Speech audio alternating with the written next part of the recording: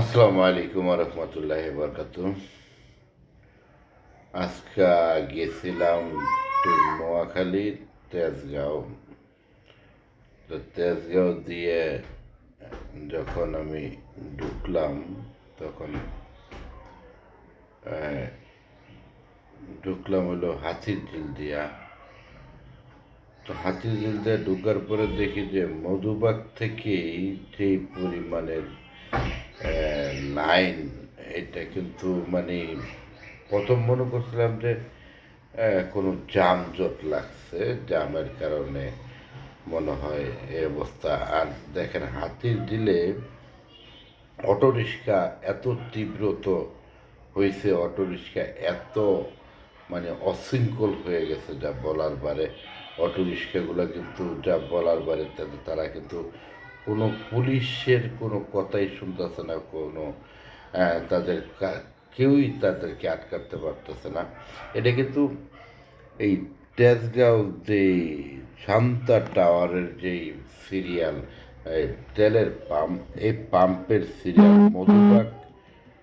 মধুবাগ থেকে কিন্তু সিরিয়ালটা লেগে গেছে। হাতিরঝিল মধুবাগ থেকে সিরিয়ালটা লাগছে তেলের পাম্পের সিরিয়াল। যে আমাদের বাংলাদেশে এখন বর্তমানে যে তেলের যে সংকটটা চলতেছে, কিছু অসাধু কিছু লোক আছে, তারা কিন্তু এই অজাতা পাম্পের ভিতরে কিন্তু এই সিরিয়াল দিয়ে বসে থাকে। আমি ফুল ভিডিওটা আমি একদম হাতিরঝিলের লাস্ট প্রান্তে যখন আমি ভিডিওটাতে আসি, তখন এই অটোরিক্সাটা কিন্তু আমার পিঠ ছাড়ে নেই, সামনেই আছে।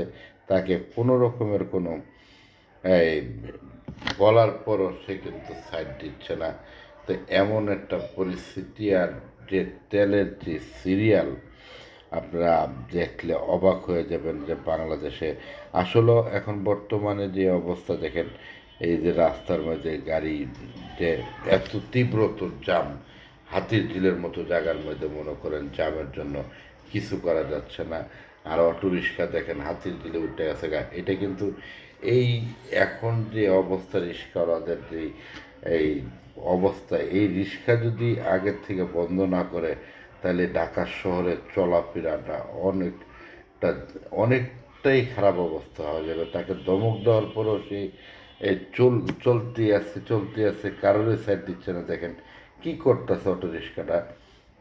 তো আরেকটা জিনিস হলো, সেটা হলো যে বাংলাদেশে যে এই আমাদের তেলের যে সংকট, তেলের সংকট আমি বলবো না, কেননা তেল কিন্তু দিচ্ছে, কিন্তু তারপরও হোক এত এত সিরিয়াল কখনই আমি দেখি না, এত সিরিয়ালটা বলার বারে।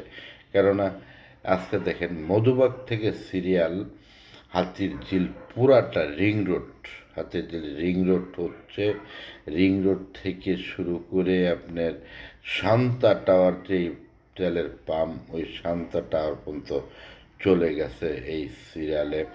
তো আমি এই জিনিসে চিন্তা করে দেখি যে রাস্তায় আজকে 2005-এ যে রাস্তাগুলো ঢাকা শহরের মুভ মুভ করলে যেরকম রাস্তাঘাট ছিল, ওরকম অবস্থা কিন্তু এখন বর্তমানে ঢাকা শহর। আপনি 12টার পরে যদি আপনি যে কোনো জায়গায় মুভ করেন, একদম 12টার পরে মুভ করলে কিন্তু আপনি এরকম একটা দৃশ্য পাবেন। কেননা সব গাড়ি কিন্তু পাম্পে। আর সবচেয়ে বড় কথা হলো একটা জিনিসে বুঝি, সেটা হলো প্রতিটা পাম্প যদি খুলে দেয় আর প্রতিটা পাম্পেতে যদি তেল দিত, তাহলে কিন্তু এরকম অবস্থা হয়। জানি না সরকার কি ইয়ে করতেছে, জানি না। আমি যখন তেলে লেগে যাই, তখনও ঘন্টার পরে ঘন্টা আমার বসে থাকা লাগে। একটা বাইকের তেলে লেগে গেল, ঘন্টার পরে ঘন্টা বসে থাকা লাগে। আর এই সিরিয়ালটার মধ্যে কিন্তু শুধু প্রাইভেট কার আমি দেখতেছি, প্রতিটা জায়গায় কিন্তু প্রাইভেট কার।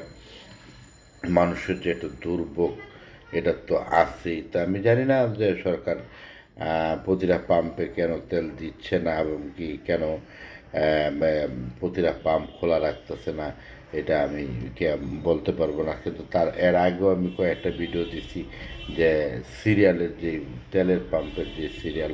আজকে আর ভিডিওটা আমি 6 মিনিটের একটা ভিডিও করলাম আজকে।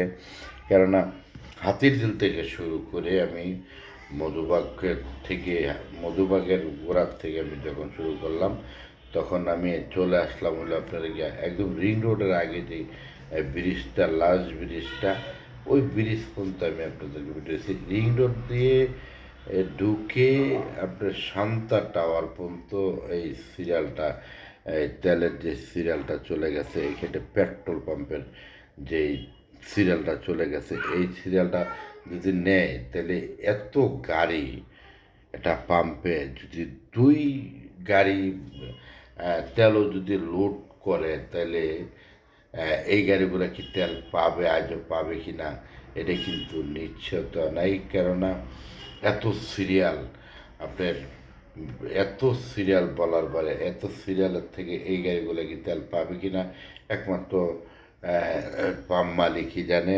কেননা কত লিটার তেল তারা বহন করতে পারে। তাহলে আমি তা এই জন্য এই পর্যন্ত ভিডিওটা দিলাম। আমি এখন ডাইনে চলে যাব, ইনশাল্লাহ আমি খিলগাঁর দিকে চলে যাচ্ছি। এই পর্যন্ত আপনাদেরকে ভিডিওটা দিলাম, কেননা সবাই যারা পাম্পে যাবেন সাবধানে যাবেন, যাতে তাড়াতাড়ি চলবেন। আসসালামু আলাইকুম রহমতুল্লাহ।